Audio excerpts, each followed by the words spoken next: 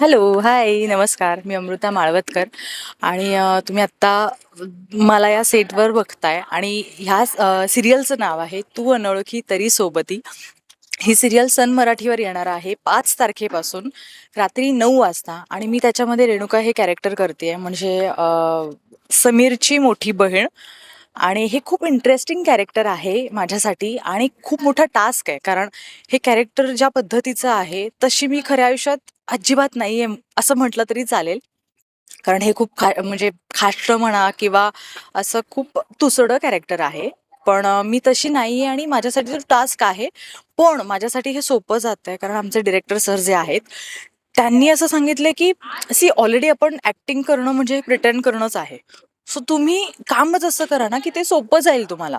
म्हणजे अरे मी काल काय केलं होतं हे लक्षात नाही ठेवावं लागणार कारण ते इतकं नॅचरली करा की आजची गोष्ट उद्या म्हणजे स्वतःहून लक्षात राहील किंवा ती आपोआप ती गोष्टींमध्ये येईल.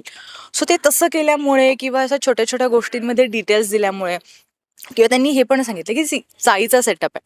प्रत्येक जण कधी ना कधी चाळीत राहिलेलं असतं म्हणा किंवा प्रत्येकाचा चाळीशी संबंध आलेला असतो. कोणीतरी नातेवाईक राहतात, मित्रमैत्रिणी राहतात. सो प्रत्येक जण चाळीत गेलेला असतो. पण अशा वेळी शूटिंग करताना ना आपण एक थोडा काहीतरी आविर्भाव आणतो. म्हणजे आपण ऍक्टर म्हणून. पण त्यांनी सांगितलं की मोकळे व्हा, सुटा, हवं तसं बसा, हवं तिथे फिरा, हवं तसं बागडा, घरात कसं जेवतो, हाताने भात खातो तसा खा. सो हे सगळं इतकं सोपं जातंय ना, की असं वाटतच नाहीये की आपण प्रिटेंड करतोय. म्हणजे कॉल टाईम आल्यानंतर चला उद्या जायचंय आणि शूटिंग करायचं. हे प्रेशरच नाही येते कारण माहितीये की आपण आपल्या घरात जसे वावरणार आहोत ना, तसंच इथे येऊनही आपल्याला वावरायचंय. सो ही प्रोसेस खूप सोपी होत चालली आहे. लेट्स सी अजून सुरुवात आहे आणि आय एम शुअर ॲक्चुअली की पुढे जाऊन अजून अजून जास्त गोष्टी सोप्या होणार आहेत. नक्कीच अमृता, पहिलं तर स्वागत आहे तुझं स्टार मीडिया मराठीमध्ये.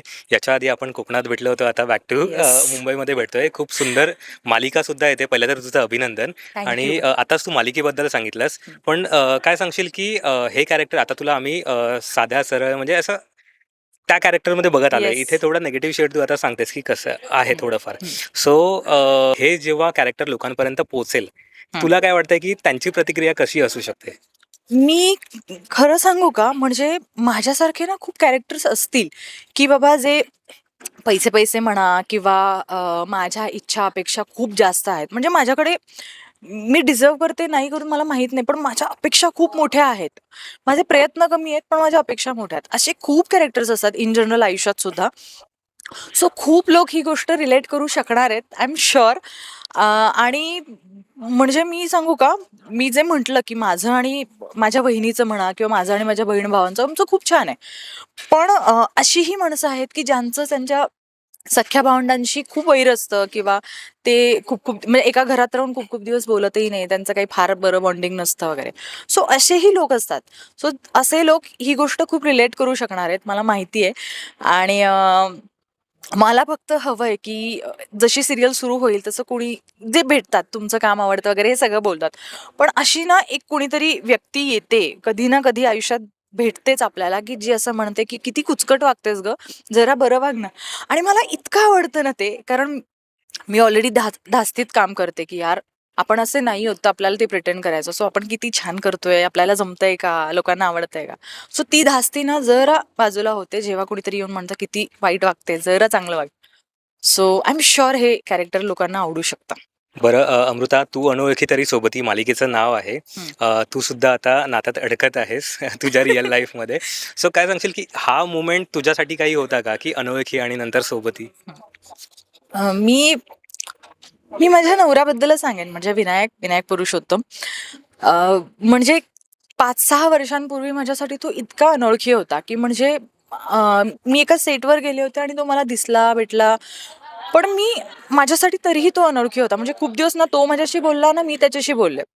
त्यावेळी कंप्लीटली अनोळखी होता तो माझ्यासाठी.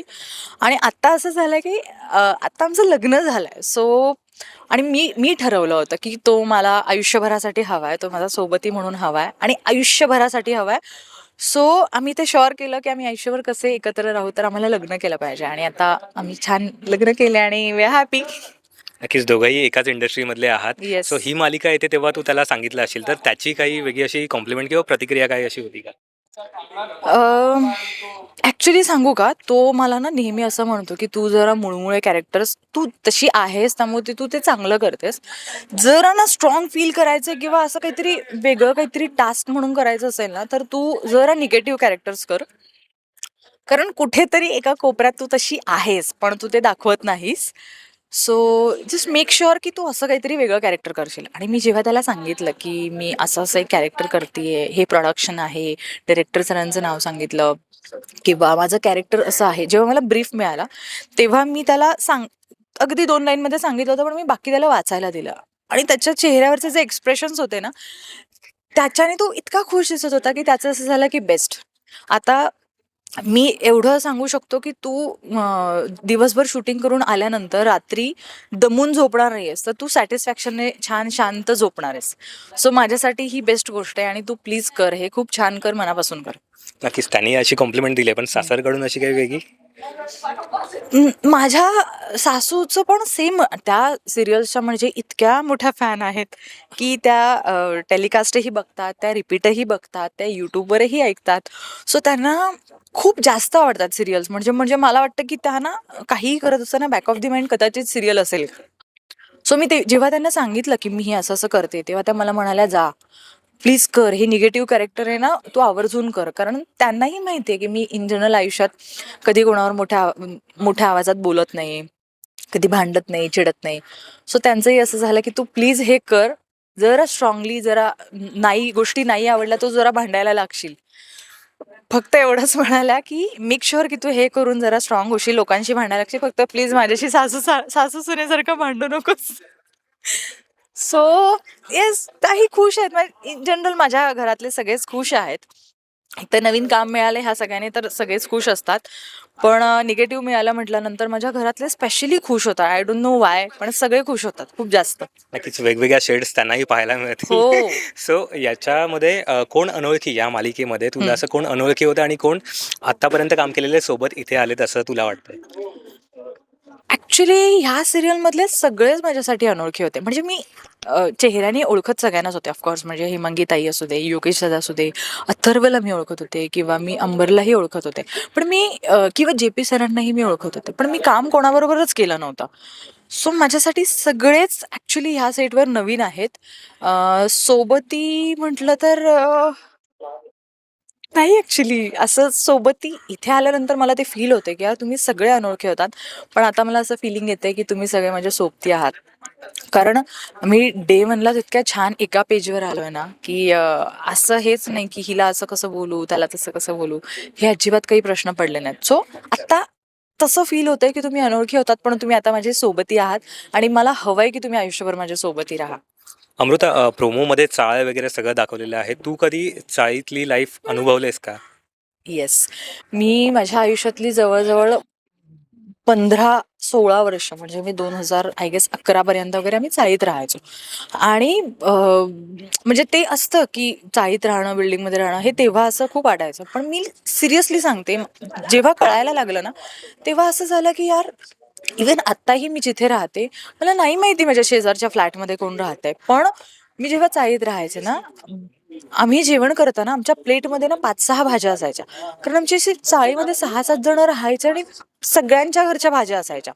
किंवा चावीचं टेन्शन नसायचं किंवा मी कधी घरी एकटी असेन तर आई काकूंना सांगायची की ही एकटी आहे किंवा सो ह्या सगळ्या गोष्टी ज्या असतात की म्हणजे सेफ्टी, सिक्युरिटी आणि हे सगळं. आता आपल्याकडे वॉचमन्स असतात तरी आपल्याला ती भीती असते. पण तेव्हा लिटरली सर जे म्हणतात ना, जे.पी. सर नेहमी हे उदाहरण सांगतात की चाळीत राहतो ना तेव्हा एक तुमचं बेडरूम नसतं. सगळी घरं आणि सगळ्या घरातले हॉल म्हणजे तुमचे हॉल असतात, सगळ्या घरातले बेडरूम तुमचे बेडरूम असतात आणि ते तंतोतंत खरं होतं. हे मला आत्ता खूप जास्त फील होतं आणि आय एम हॅपी की शूटिंगच्या निमित्ताने का असेना, पण मी पुन्हा त्या चाळीच्या आयुष्यात म्हणजे ते जगणार आहे पुन्हा. मी पुन्हा त्या गोष्टींमध्ये जाणार आहे. So thank you. अमृता, तू सुद्धा प्रोमो बघितलेस. येस. सगळ्यात जास्त काय प्रोमोमधलं आवडलं आणि प्रेक्षकांना काय आवाहन करशील? मला प्रोमोमध्ये जी गाणी वापरली आहेत आणि ज्या पॉइंटला ते गाणं ज्या ह्याला सुरू झालंय आणि ते खूप आवडलंय. आणि अंबर आणि योगिता यांनी खूपच छान केले. म्हणजे मी त्यांना ओळखत होते किंवा इथे भेटले, पण त्या सगळ्यापेक्षा खूप पुढे जाऊन त्यांनी मला थर्ड प्रोमो स्पेशल पहिले खूपच छान आहेत 2, पण ते तो ग्राफ असा खूप चढत गेला, की पहिला छान होता, मग दुसरा खूपच छान होता, मग तिसरा आउटस्टँडिंग असं मला खूप फील झालं. आणि अंबर आणि योगिताने पण खूप छान केलंय, असं मला ते खूप आवडलं गाणं. ही गोष्ट मला फार आवडली. तू अनोळखी तरी सोबती 5 तारखेपासून सन मराठीवर रात्री 9 वाजता.